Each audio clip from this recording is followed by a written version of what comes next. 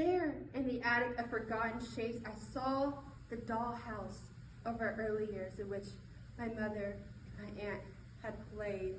When the summertime grass grew high, my sister and I would grab our plastic dinosaurs, venture out and let our toys explore the uncharted lands.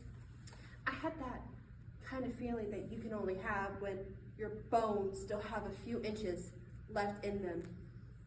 It seems like yesterday I used to believe that if you cut me, I could shine.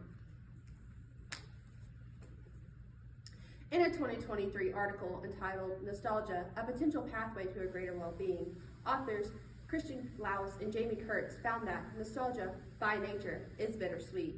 But nostalgic reflection can be used as a cognitive and behavioral strategy to boost one's happiness, sense of self, and to view one's life as meaningful. In other words, a sentimental longing for one's past can be used to make one's life meaningful in the present. So, through the poems, Captain Cook by Letta Elizabeth Landon, The Dollhouse by A.E. Stallings, On Turning 10 by William James Collins, To My 9-Year-Old Self by Helen Demure, I Am 17, I Have a Lot to Say by Jackson Holbert, and The Days of the Dinosaurs and Springboro, Ohio by Abby Lewis, I present Recollection, a program that intends to invoke a feeling of sentimental of the past to remind us of the beautiful life that we have already lived.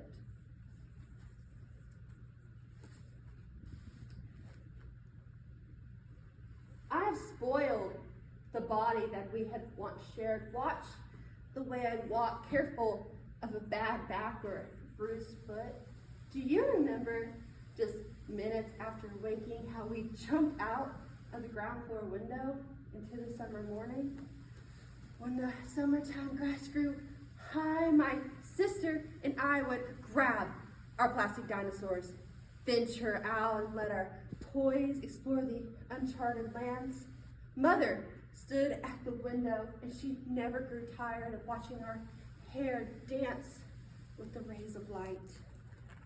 Do you recall the fancies of many years ago when Pulse danced those lights measures? It was an August evening, sunset in the trees, when home you brought his voyages, who found the fair South Seas. Remitted amid the sunset and the bows grew dim. For weeks he was our idol. We sailed with him at sea. In a pond amid the willows, the ocean seemed to be. All other heroes were nothing beside him. I had that tall time of joy that one can only feel when your bones still have another few inches left in them. Everyone seemed to say that it's like summer never ends, until it does. But we all know that's not true. But that's a lie.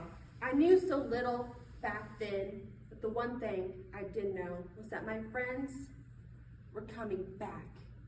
And once more, I would join them in the hallways, in the classrooms, once more, join them in the far part of the parking lot for hours after school. The Dairy Queen on the side of the street. We used to walk there during those sweltering summer days. It's now a gutted out shell. A single tree in the front yard, which holds a little girl and its bows froze in time. And the porch swing rocks with the ghost of motion. I saw the dollhouse of our early years in which my mother and her aunt had played. Oh, the little beds, the tinfoil looking glass, the clock whose face is no larger than a dime had for all these years kept the same time. You tell me it's too early to be looking back. That's just because you've forgotten the perfect simplicity of being one and the beautiful complexity introduced by two. I can lie on my bed and remember every digit. At 4, I was an Arabian wizard. I could make myself invisible just by drinking a glass of milk a certain way. I remember how we set the rising on food on top of a table stained of balsa wood, a shiny turkey hollowed to the tap, a cherry pie baked in a bottle cap. Now it's time to go to bed, we spoke, parroting the talk of the older folk, and laid our dolls fully clothed in bed. And within that lonely garden, what happy hours went by while we fancied around the foreign seas and sky. Ah, the dreaming and the distant no longer haunt the mind. We leaving in childhood lies fairyland behind. Our voices filled the natural pauses, creating new sounds with the breaths between. Together we bested time, and the sun never grew tired of lightening our hair. No matter how long we lingered, night never arrived. But in the night, we'd have something break in, kidnap the baby, purloin the pie, just to make something happen, to move the story. The dolls awoke alarmed. They took inventory.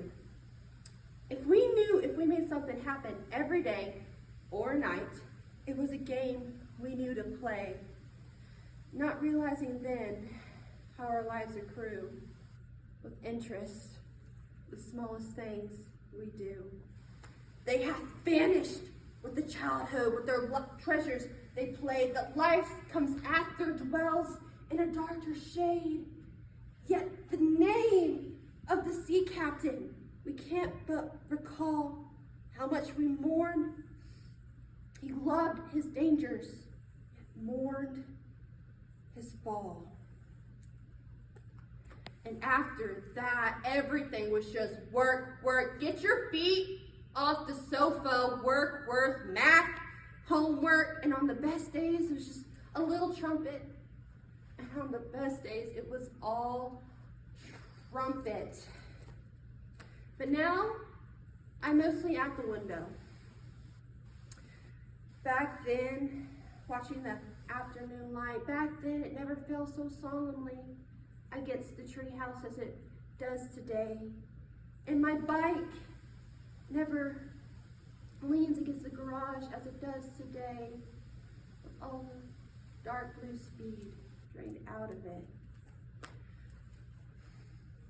I'd like to say that we could be friends, but the truth is, we have nothing in common beyond a few shared years. See, I used to believe that there was nothing under my skin but light. If you cut me, I could shine. But now when I fall upon the sidewalks of life, I skin my knees. I bleed, but no, I shan't cloud your morning. God knows I have enough fear for us both.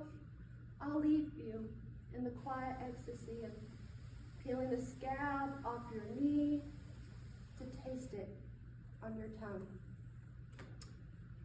The neighbor's walkway choked with great ivory, filled Aronian spider plants. The gnomes across the road posed in mockery, rosy cheeks yet gesturing hands, an empty bunk bed, fit for dust, its only occupant.